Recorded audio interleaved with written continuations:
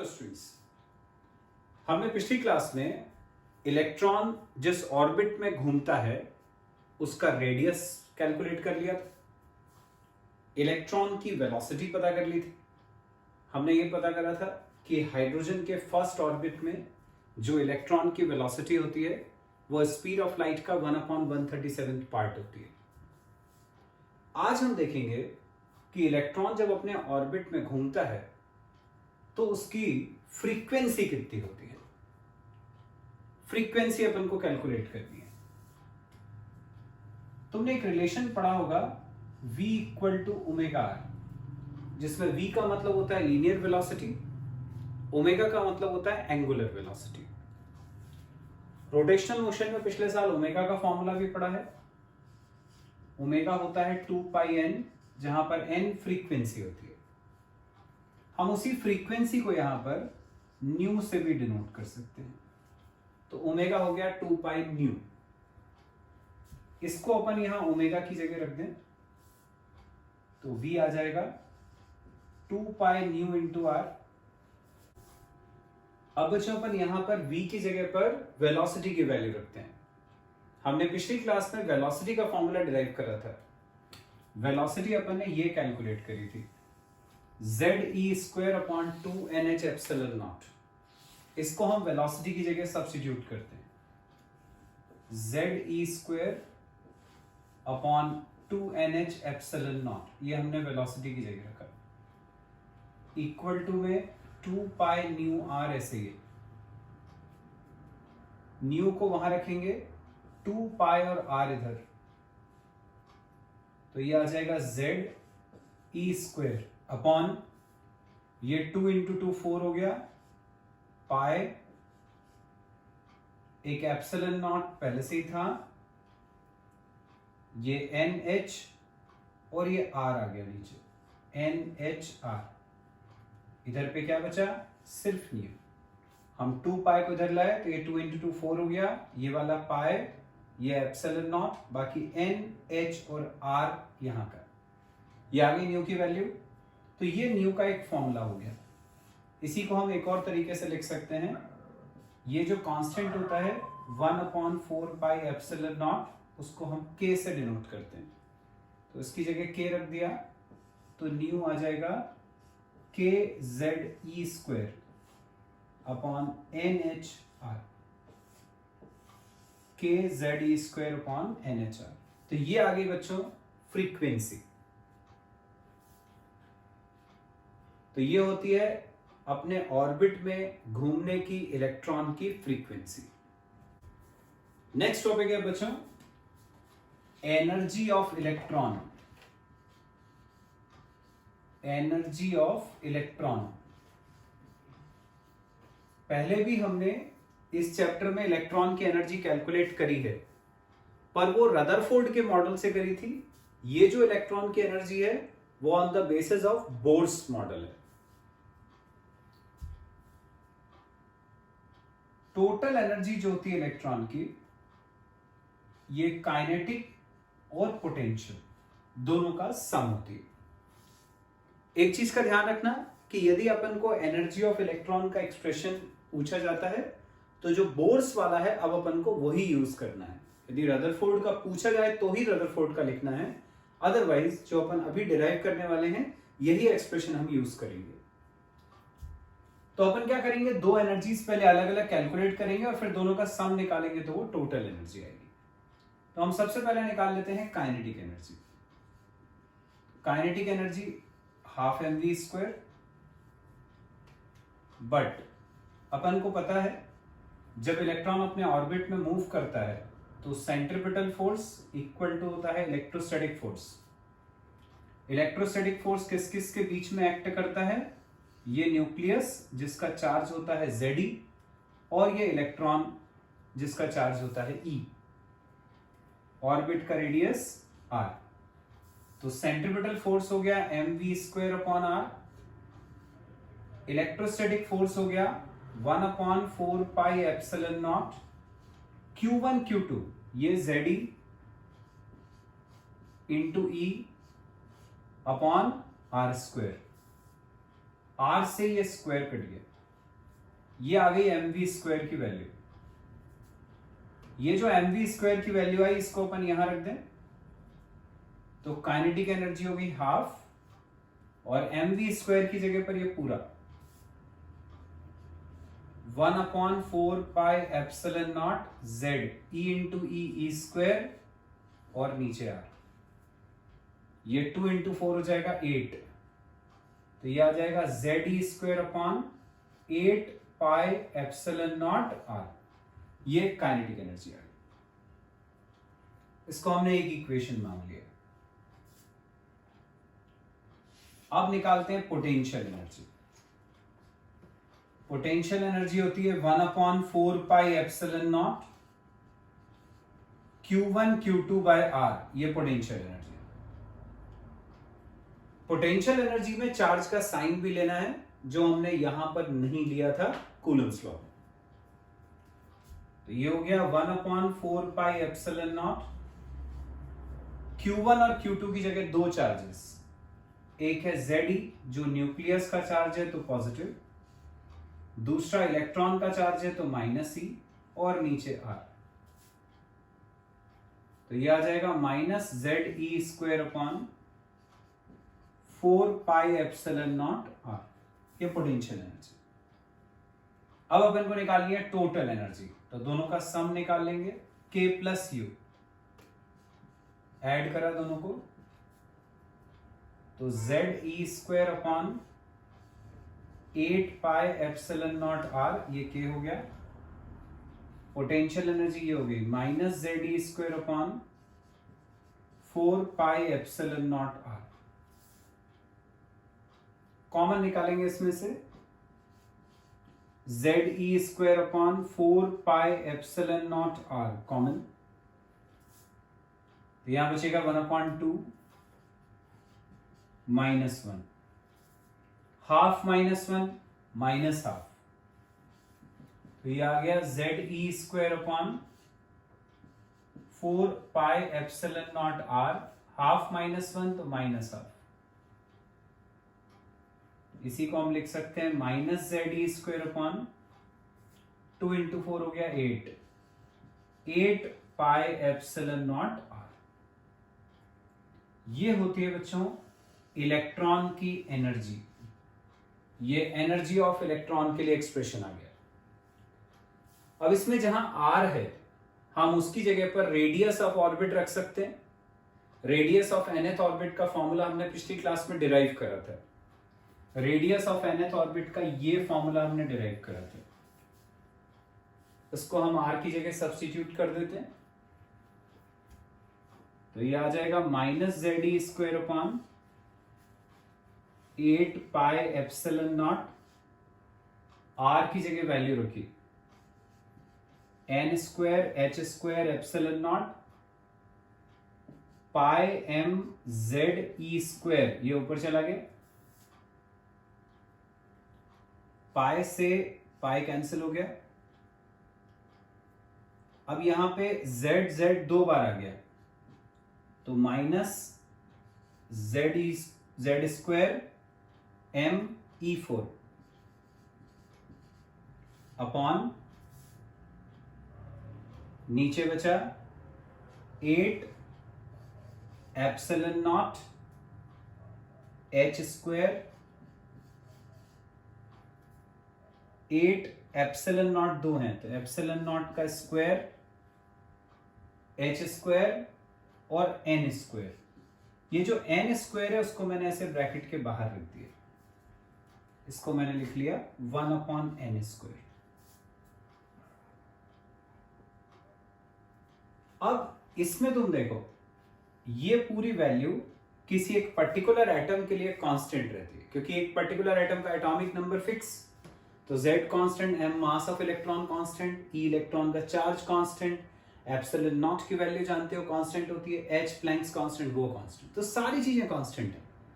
तो बचा क्या, सिर्फ 1/n², जहां n की वैल्यू वेरी होती जाएगी according to the orbit. First orbit के लिए n = 1, सेकंड ऑर्बिट के लिए n = 2, ऐसे। तो ये अपन ने एनर्जी का एक्सप्रेशन तो निकाल लिया। यदि मान लो अपन हाइड्रोजन एटम की बात करते हैं, तो फॉर हाइड्रोजन एटम Z की वैल्यू 1 हो गई, atomic number of hydrogen 1। Z की जगह पर 1 रख देंगे और बाकी सारी वैल्यू रख देंगे, तो ये सॉल्व करके आता है -13.6 अपॉन एन स्क्वायर। ये पूरा सॉल्व करके आता है -13.6 एन स्क्वायर ऐसे इलेक्ट्रॉन वोल्ट। ये तो ये हाइड्रोजन एटम के nth ऑर्बिट के लिए एनर्जी अपन ने कैलकुलेट कर ली। इन जनरल एनर्जी का क्या फॉर्मूला आया अपना, किसी भी एटम के लिए ये वाला फॉर्मूला होता है एनर्जी का, -z² me4 upon 8 epsilon naught का स्क्वायर h² n²। ये एक जनरल फॉर्मूला है, लेकिन हाइड्रोजन के nth ऑर्बिट के लिए वैल्यू इतनी होती है। नेक्स्ट टॉपिक है बच्चों energy levels. Energy levels bore के एटॉमिक मॉडल के अकॉर्डिंग, जब तक कोई इलेक्ट्रॉन अपने ऑर्बिट में घूमता रहता है तब तक उसकी एनर्जी कांस्टेंट रहती है, इसलिए अपन इन ऑर्बिट्स को स्टेशनरी स्टेट्स बोलते हैं। जब कोई इलेक्ट्रॉन किसी लोअर ऑर्बिट से, जैसे मान लो ये लोअर ऑर्बिट है n1, उससे हायर ऑर्बिट n2 में जाता है, तो हायर ऑर्बिट की एनर्जी ज्यादा रहती है, तो जो एनर्जी का डिफरेंस है उतनी एनर्जी उसको कहीं से गेन करनी पड़ती है, बाहर से वो एनर्जी लेता है, लाइट के फॉर्म में, इलेक्ट्रिसिटी के फॉर्म में वो एनर्जी गेन करता है। अब जब ये यहां से अपनी पुराने ऑर्बिट में यदि वापस जाता है तो सेम एनर्जी जो वो लेके ऊपर गया था उसी एनर्जी को लूज कर देता है in the form of light. ये जो लाइट यहां से निकलती है उसी से अपन को एटॉमिक स्पेक्ट्रम देखने को मिलता है।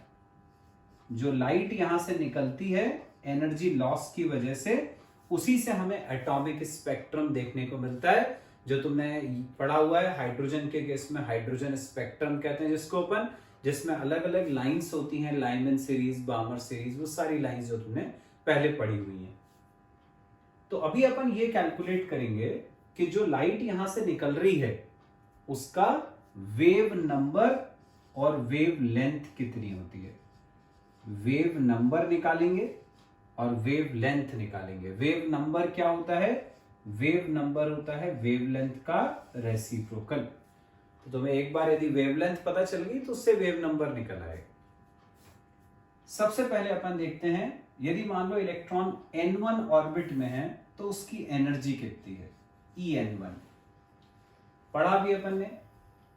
nth ऑर्बिट में इलेक्ट्रॉन की एनर्जी ये होती है -z² me4 upon 8 epsilon naught का स्क्वायर h² n1²।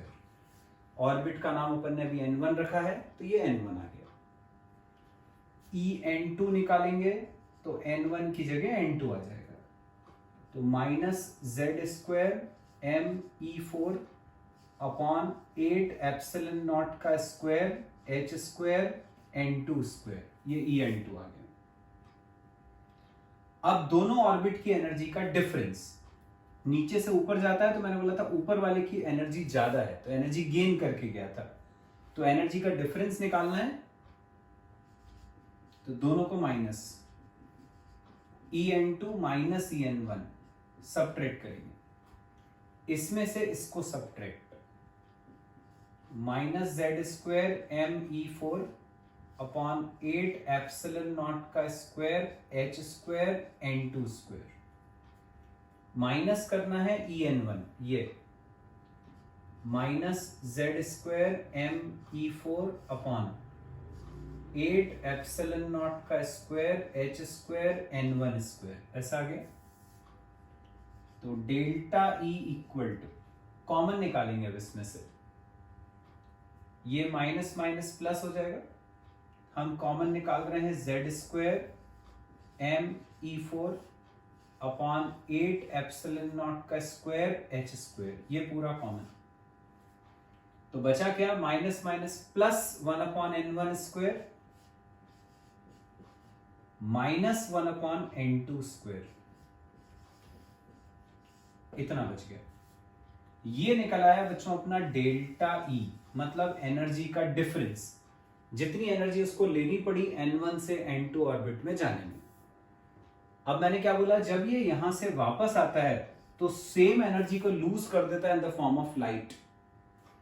अब लाइट की जो एनर्जी होती है वो फोटोन के फॉर्म में होती है, और फोटोन की एनर्जी अपन लिखते हैं एच न्यू। ये जो डेल्टा ई की वैल्यू है इसको हम यहां सब्स्टिट्यूट कर सकते हैं। यहां न्यू की जगह पर अपन क्या रख सकते हैं, न्यू होता है सी अपॉन लेमडा, तो हम डेल्टा ई को एच सी अपॉन लेमडा रख सकते हैं। ये रिलेशन कहां से आया, nu equal to c upon lambda, तुमने पढ़ा है वेव की वेलोसिटी का फॉर्मूला लास्ट ईयर, वी होता है एन लेमडा। लाइट के केस में अपन वेलोसिटी को लिखते हैं सी, एन को हमने लिखा न्यू, तो सी इक्वल टू होता है न्यू लेमडा, तो न्यू हो जाएगा सी अपॉन लेमडा, वो मैंने यहां न्यू की जगह रखा। तो डेल्टा ई की वैल्यू होगी एच सी अपॉन लेमडा, इसको हम डेल्टा ई की जगह इधर सब्स्टिट्यूट करते हैं, तो ये आ जाएगा h c upon lambda equal to, ये ऐसे ही रहा z square M E 4 upon 8 epsilon naught का स्क्वायर एच स्क्वायर, यहां बचा 1 upon n1 square minus 1 upon n2 square. अब इसमें हम 1 अपॉन लेमडा को यहां रहने देंगे और एच सी नीचे, तो 1 अपॉन लेमडा की वैल्यू आ गई Z square M E 4 upon 8 epsilon naught का स्क्वायर सी एच क्यूब, अंदर बचा 1 upon n1 square minus 1 upon n2 square, ऐसा आ गया।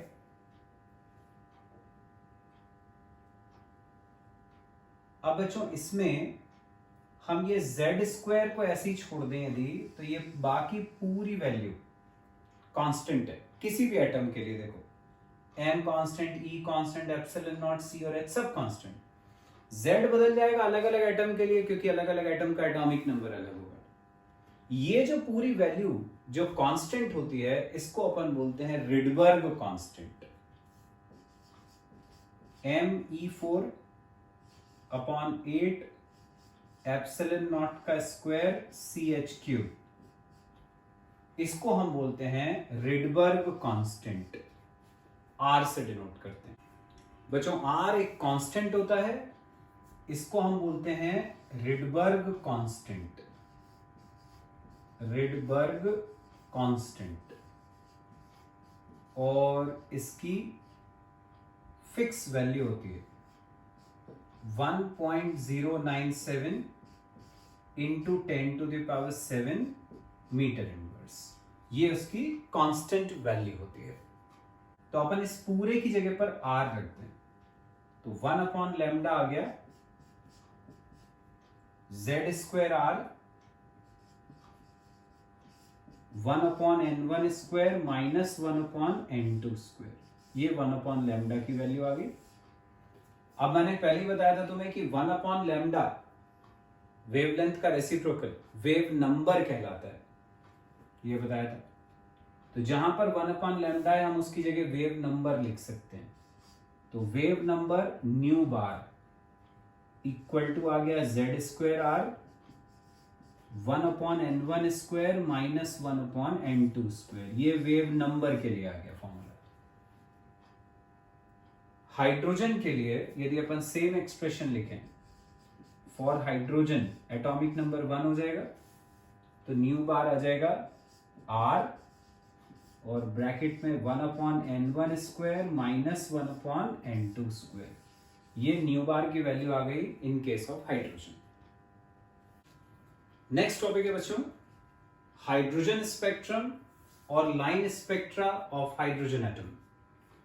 स्पेक्ट्रम किसी एटम से कैसे मिलता है, अभी बताया था मैंने, कि जब कोई एटम एक्सटर्नल सोर्स से एनर्जी गेन करता है तो इलेक्ट्रॉन जंप करके हायर ऑर्बिट्स में जाते हैं, जब वो हायर ऑर्बिट से लोअर ऑर्बिट में वापस आते हैं तो उसी एनर्जी को लूज करते हैं in the form of light, और वही लाइट से अपन को एटॉमिक स्पेक्ट्रम मिलता है। ऐसे ही हाइड्रोजन के केस में स्पेक्ट्रम मिलता है। हाइड्रोजन का जो स्पेक्ट्रम होता है उसमें एक डार्क बैकग्राउंड के ऊपर बहुत सारी ब्राइट लाइंस मिलती हैं। ये जो ब्राइट लाइंस हैं इनको हम अलग अलग सीरीज में डिवाइड करते हैं। किस बेसिस पर? कि यदि इलेक्ट्रॉन जंप करके फर्स्ट ऑर्बिट में आ रहा है तो अलग सीरीज, इलेक्ट्रॉन हायर ऑर्बिट से जंप करके सेकेंड ऑर्बिट में आ रहा है तो अलग सीरीज, थर्ड में आ रहा है तो अलग सीरीज। इनके रीजन्स भी अलग अलग होते हैं।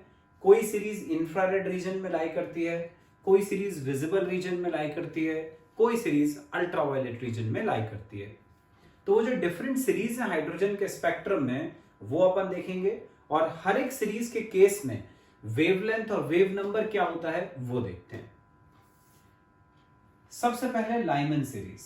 लाइमन सीरीज की लाइंस अपन को तब मिलती हैं जब हाइड्रोजन के अंदर हायर ऑर्बिट से इलेक्ट्रॉन जंप करके फर्स्ट ऑर्बिट में आता है।